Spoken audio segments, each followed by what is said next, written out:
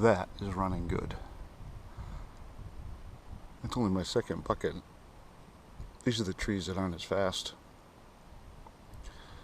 Holy smokes, a little impurity in there. Well, there it is. Wow, what a good day for sap. I had that nice big red funnel. Forgot it. Means I gotta go home and restrain this stuff.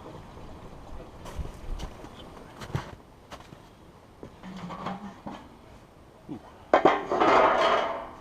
Quite as much as.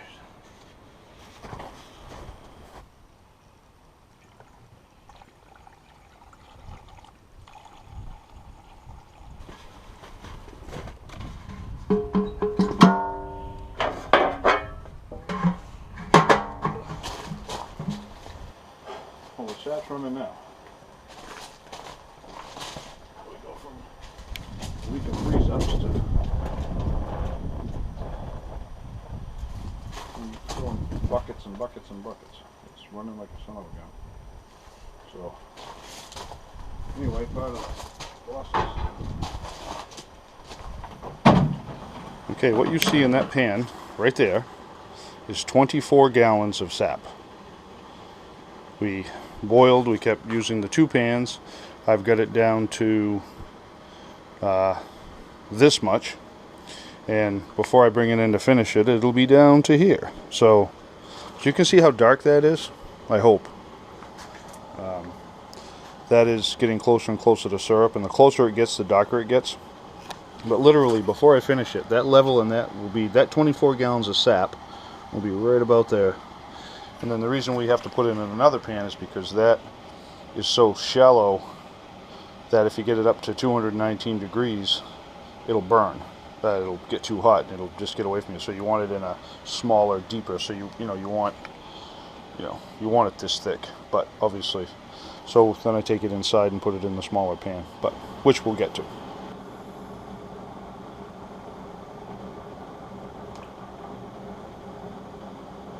How dark that is.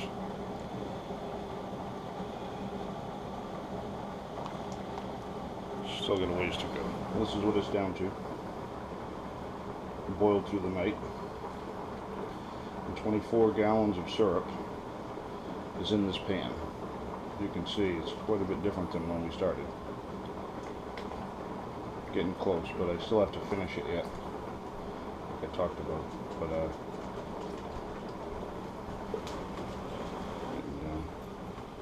the whole point of putting it in another finishing pan is because by the time it gets down so thin, it's easy to burn it. So you want it in a thinner, deeper vessel. And again, this is on such a small scale. So it's still dripping pretty good. Getting close. We're gonna have to render it. I'm gonna have to pour that through some cloth and finish it.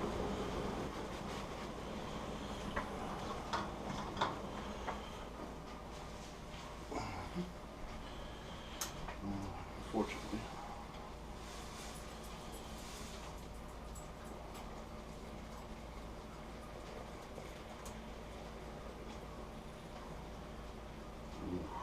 Look at that.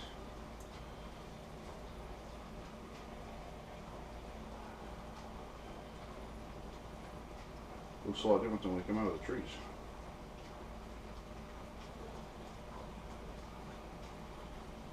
I took what I need out of pan.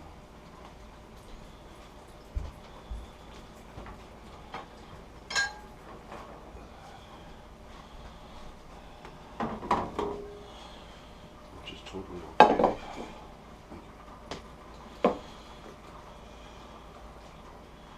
Because I can keep, just put it right back in. The whole point is we want all those impurities out of there.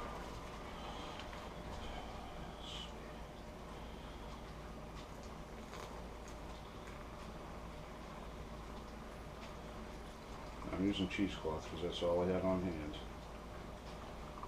Nice white towel would work, but something a little tighter. You can see all the stuff that we got out of there. All that call sugar sand or whatever it is, just anything that you picked up along the way. You don't want that in your syrup. It looks pretty clean. Always have a stick of butter handy.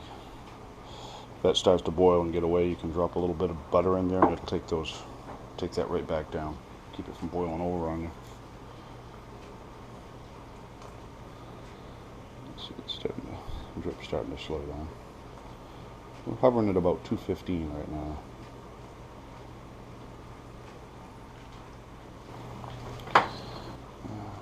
Still hovering at 215. Get the butter on standby. I owe that butter trick to a buddy of mine, Mike, the guy I ice fish with. And he used to make a lot of maple syrup in the day. I think he's retired now, actually. Okay, we're creeping now. It's up to about 216. That's where you gotta be careful.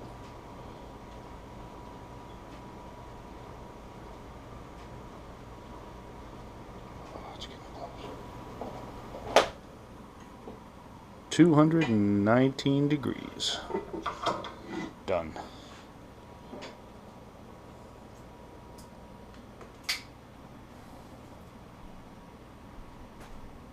There we have it.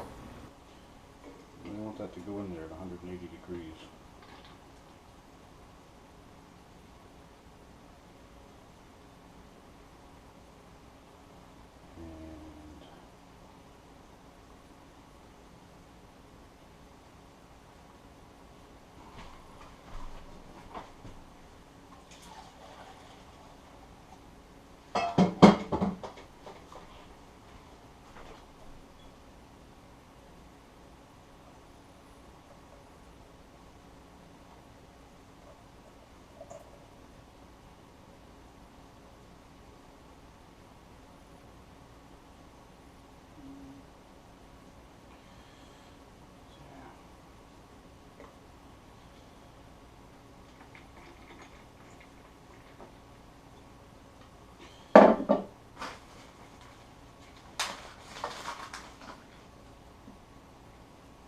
And these come with the little seals, so it seals up, gives you a nice foil seal.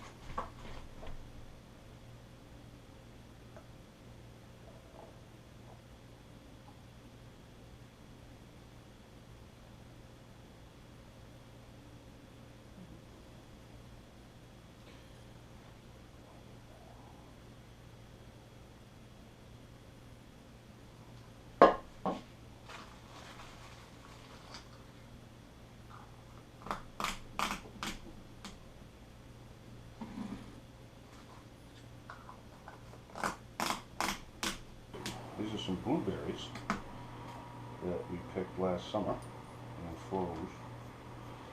A little trick to freezing blueberries, you may or may not know.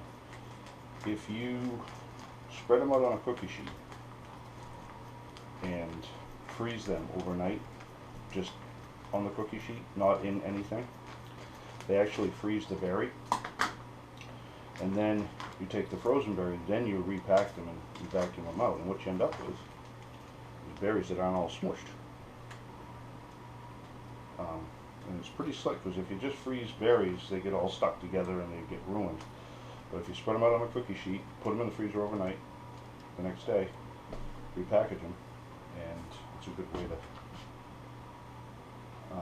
freeze your berries. Same with blackberries or anything else. So what I do is take what I need and then I reseal that on my vacuum packer. We're going to have blueberry pancakes this morning after all our efforts with maple syrup. Takes a while because it's on extended seal. But then you put them right back in the freezer and they're there for the next time.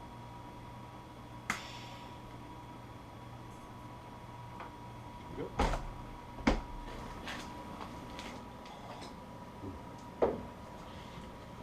Alright, the noodles nice and hot. About half a cup, however you want to make it.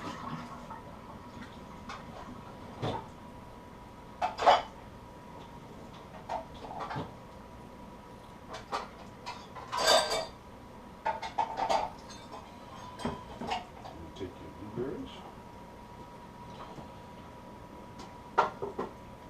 Remember those ones we made last summer on with the fresh blueberries and raspberries? Those are the best pancakes we ever made. They were the pancakes from the Winnie the Pooh cookbook with the sour cream in them. Ooh.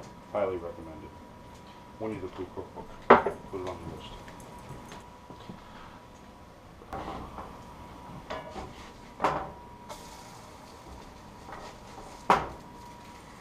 Oop. A little overexcited.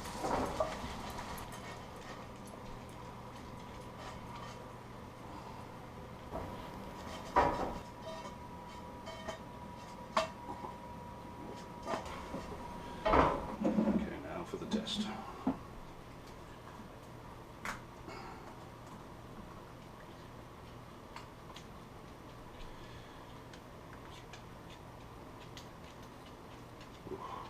Golden.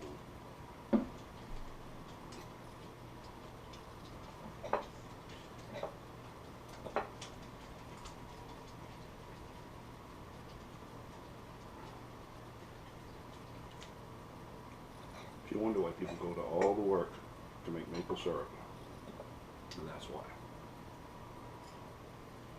Absolutely perfect. And not only is it locally harvested New Hampshire maple syrup, the blueberries are New Hampshire native, so this is a native pancake breakfast.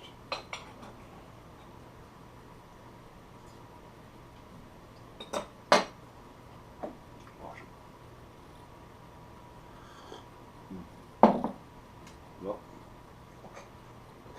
I should shut off the camera, but I don't want to walk away from the pancakes. You heard the saying, burning the midnight oil. Well, we're burning the midnight sap. About 12 o'clock, about midnight. And oh, burners are looking good.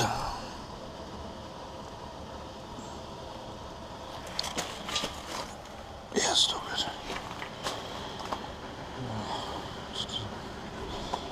Long, long way to go, but